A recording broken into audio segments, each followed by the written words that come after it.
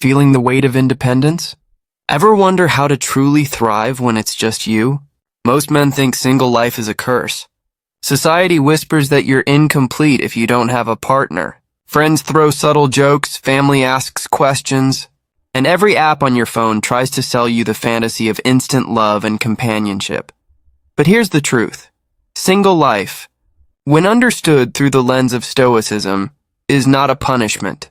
It's a training ground, a chance to forge yourself into someone unshakable. Marcus Aurelius once wrote, "Look well into yourself. There is a source of strength which will always spring up if you will always look." This video is about finding that spring within you, turning your independence into power, building a fortress inside yourself so strong that no rejection, no loneliness, and no societal pressure can knock you down. The unexpected power of single life. Most people see singlehood as an empty space, like something is missing. But a Stoic sees it differently, as room for growth.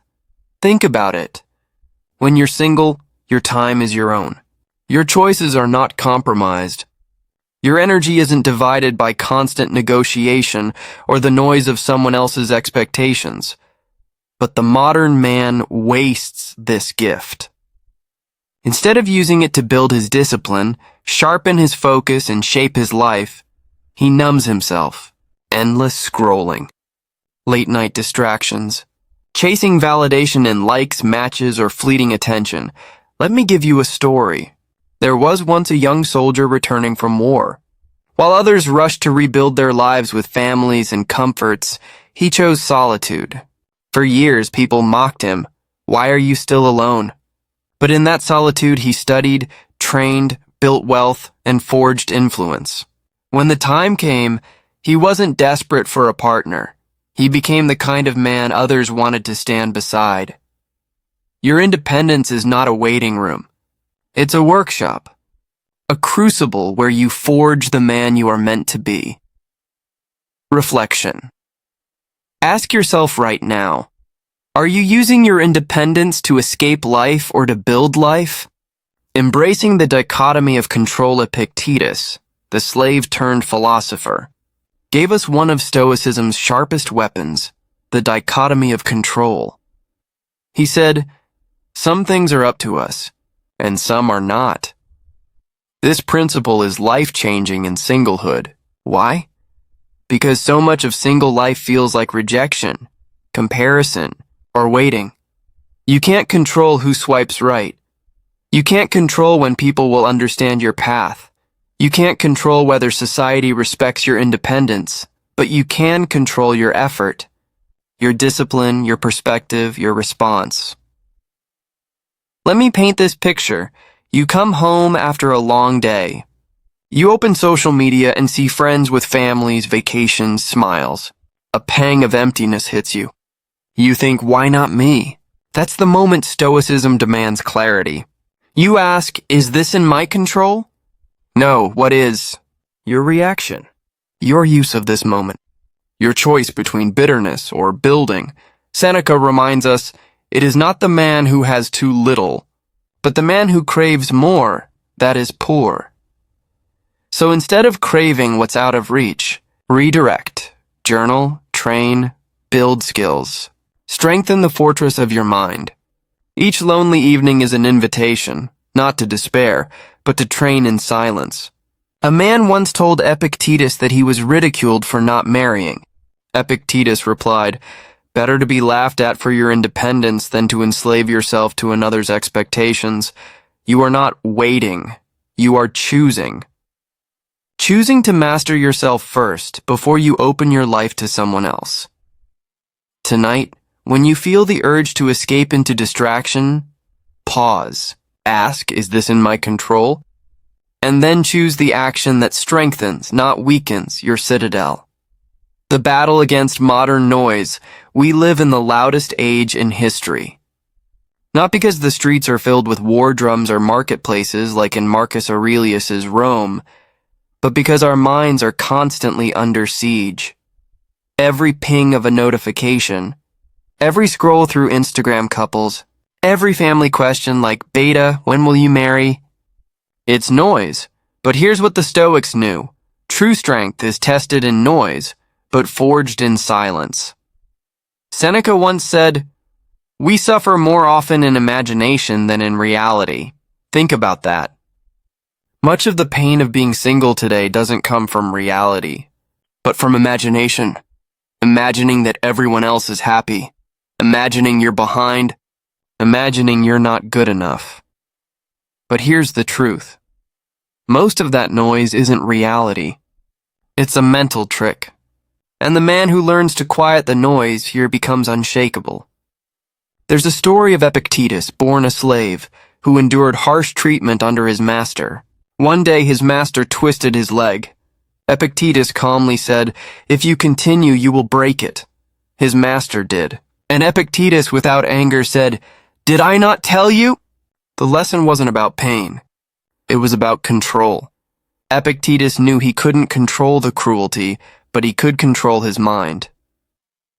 Today, noise is your master twisting your attention.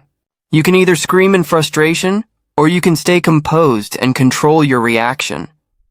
When the world gets loud, do you let it dictate your peace, or do you hold your ground like Epictetus? 7. The strength of choosing discomfort. Most men chase comfort. That's why they jump into relationships too soon. Because comfort feels good.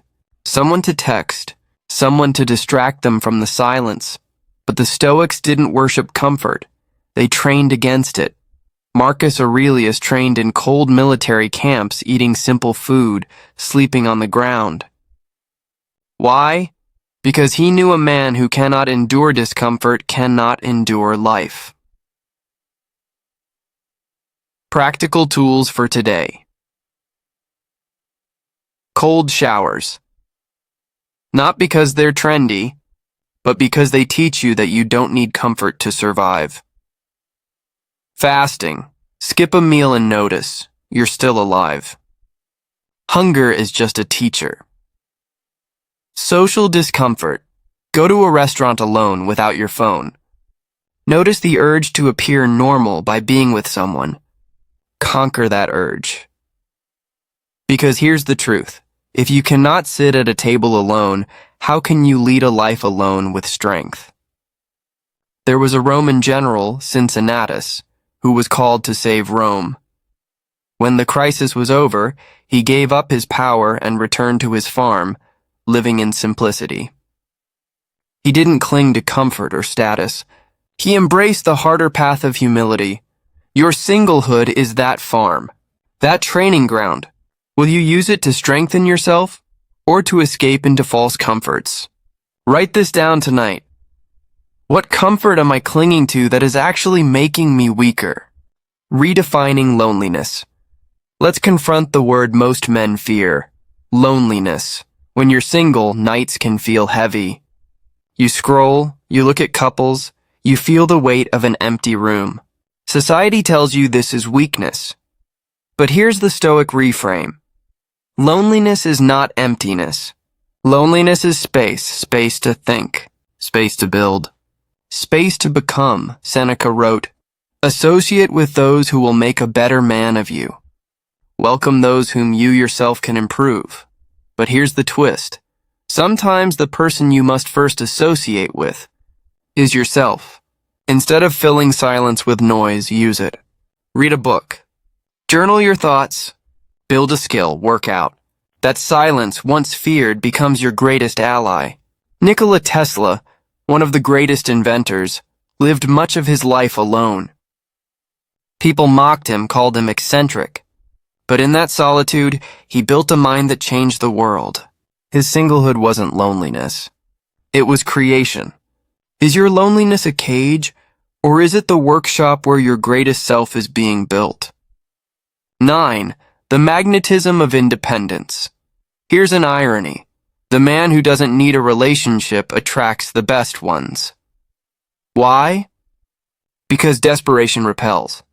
Independence attracts. Marcus Aurelius didn't walk through Rome begging for approval. He stood as emperor with humility, but also with unshakable self-assurance. People followed him not because he needed them, but because he carried himself with calm strength. The same is true for you. When you build your citadel, when you can walk alone into a room without fear, people notice. Women notice. Friends notice. Even rivals notice. This is the paradox of Stoic singlehood. When you no longer seek validation, you radiate it. Next time you feel the urge to chase approval, pause. Ask yourself, am I acting from need or from strength? 10. Preparing for what's next. Here's the final truth. Singlehood is not the end of your story. It's the preparation.